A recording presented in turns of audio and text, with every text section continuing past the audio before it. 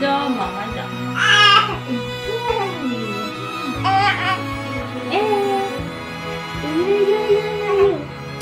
¿Qué pasa?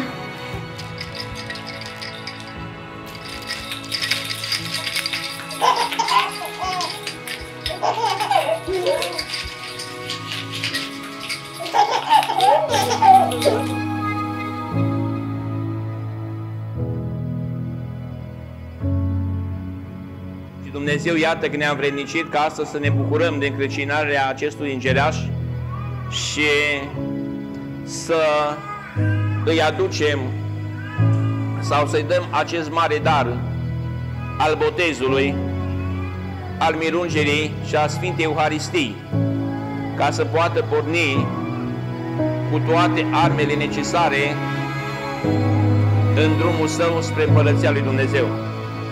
Se botează Raba lui Dumnezeu Paula, în numele Tatălui, amin. Și al Fiului, amin. Și al Sfântului Duh, amin. Și să vă aducă tuturor o mângâiere în suflet, în viață și tot ceea ce însemnați pentru ea.